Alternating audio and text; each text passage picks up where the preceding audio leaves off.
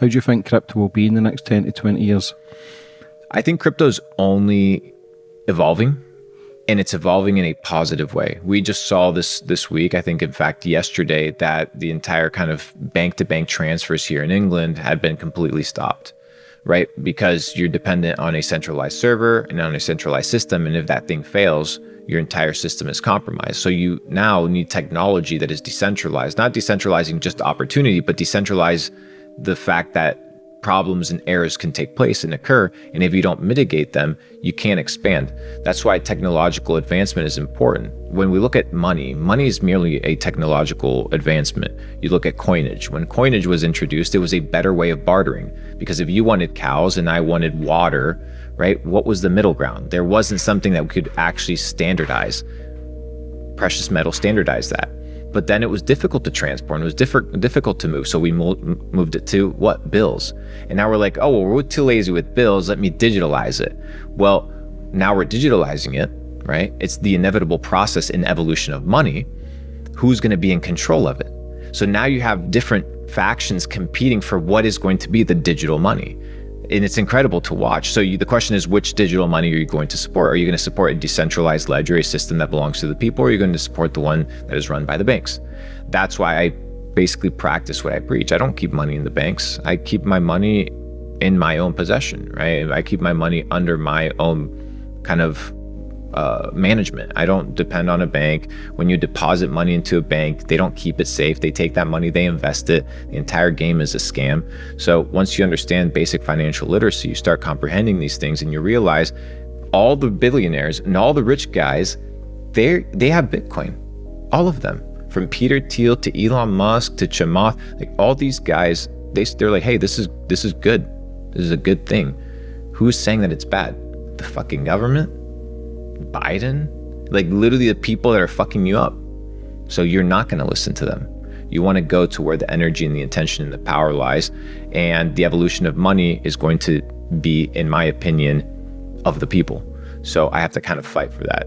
And Bitcoin happens to be one of those mediums of exchange, or at least one of the symbols that today we utilize to represent that. Is it going to be the future? Well, I would like to consider it, but Bitcoin can also be co-opted and psyoped by BlackRock. You know, they have infinite liquidity, which means they could pretty much buy up a large percentage of the supply and control the price of Bitcoin through the ETF.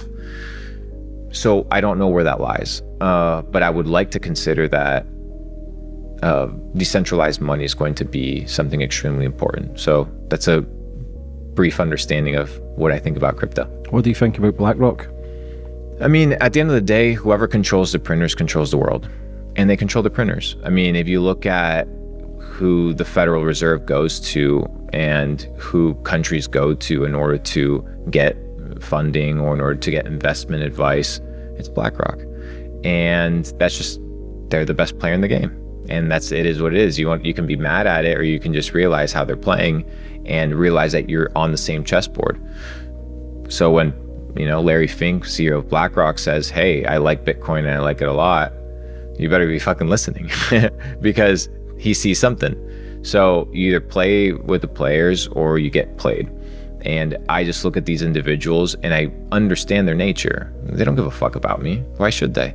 Like, honestly, they don't know me. Nobody gives a fuck about anyone. Exactly. So when you look at that perspective, I'm like, okay, it's player versus player in that sense, because they are playing certain games, but simultaneously they also control the news, which means they're playing narratives. So you need to understand how they're playing. And once you open up your eyes, you can see some patterns, and through pattern recognition, you can identify where the world's headed. That's why you can see crypto cycles, ebbs and flows. You can see the ebbs and flows in the markets, and you can understand trends by understanding people, by understanding company, by understanding what they stand for.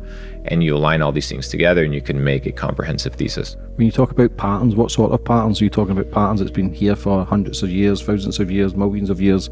We look at the thousands of years, the same patterns every 10 years, 20 years, with new plagues, new destruction, new wars, more money, everything's greed. What patterns do you see? Do you see patterns of life, or patterns what's going to happen to then what to invest into, or just patterns of... Do you want me to give you a crazy pattern? Yeah, let's go. I'll give you a crazy pattern. that I've basically been deciphering probably over the last year or two. And it has to do with how Central America and South America is taking a new form. So if you look at World War I and World War II, prior to that, we had the Spanish flu, right? And so we have a Spanish flu, we have a swap of currency because we have the Federal Reserve Act of 1913 get introduced, and we have 2 world wars. And then we have basically this fight against what? Communism, right? We had the fight against drugs, the fight against terror, but back then it was the fight against communism. So what happened? We saw a massive overthrow in South America and the installment of right-wing dictators and right-wing governments like we're seeing now. But the question is why? Now, when you begin to look at how the IMF works, which is the International Monetary Fund, they are what the economic hitman, a book that I read, he used to be one of these jackals for the IMF that would go and do broker deals with governments, loan them money in exchange for what? Resources and assets and collateralized land and things of this nature. So what would take place? A disaster would roll around, natural disaster or planned disaster, either one. Natural coup or planned coup, either one. Point is, something would take place where the government would need money or resources. The IMF would come in and say, hey, here's a relief package. But attached to the relief package, you have stipulation A, B, C, D, massive interest. And obviously, the IMF can never default. They can never default. So what do they have to do? They have to overthrow. So what you do is you take a country into a massive pattern of debt. You can see it in Argentina with left-wing governments taking and basically stealing everything for about 50 years. The country now is in massive debt. And now you have, within 30 days, a right-wing government installed, all the deficits removed, right? So all the debt instantly removed, so that now you can pay back to the IMF the debt. So you're seeing a cycle, a 100-year loop cycle of these big entities that control money and money supply coming into disaster and offering relief, quote unquote, and through that relief being able to nationalize and control a country, which is crazy. So now you're going to see through South America, pretty much all the countries adopt a right-wing perspective, which initially might become benevolent. It'll be a good kind of transition, but eventually you're going to see a big clasp down of right-wing push to pay off any sort of debts and to nationalize assets. It's taking place. That's why you see the selling off in Argentina, for example, of the Argentine Airlines, which was a nationalized asset, or the YPF, which is the gas station that belonged to the government. They're selling all these things to private companies, which is fine. But the point is, these are different patterns that when you begin to realize, you can identify. So now Argentina is a great investment opportunity because they're about to be in surplus. They're about to start making money again. Is it risky? Yeah, but is it a 10-year play, 20-year play? For sure. So you'll be seeing me buy some land in Patagonia and get a ranch.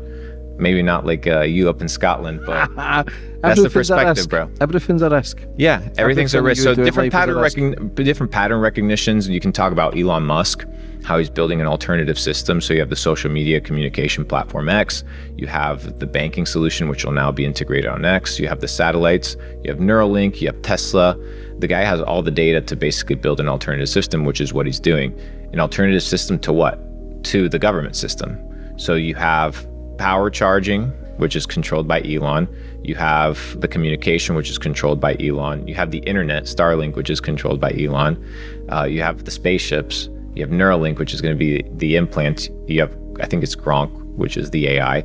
So all these things together collectively put you into a supervillain situation or a Lex Luthor type character for an alternative system. So we'll be seeing a fusion or a complete anarchic separatist kind of perspective between government and private industry. Now they collude a lot, right? Now they collude a lot, which is what we call techno-feudalism. You know, when basically Elon Musk or Mark Zuckerberg or any of these social media guys, they operate as like hidden kings and hidden like monarchs because they control the social platforms. So it's what we call technocratic state. And what we call techno-feudalism. Feudalism, I'm not sure if you're familiar, but it was, so feudalism back in the day was when a king would own a lot of land and the peasants would come and they would work on the land for free in exchange for food. But the feudal lords own the property. So they own the place of commerce. Therefore, even though they weren't the government, they were still in control. today we have the same thing taking place, but it's technologically like you could literally censor somebody to death, right? Until we had these alternative systems come into be. So we see the collusion of government and we see the collusion of corporations take place. I don't know, as if technology advances, if we kind of go more towards just relying on companies instead of just relying on government, or if these things marry into one super monster that with AI kind of fucks us all up. We'll see, but the best we can do is level up and Prepare yourself. prepare yourself.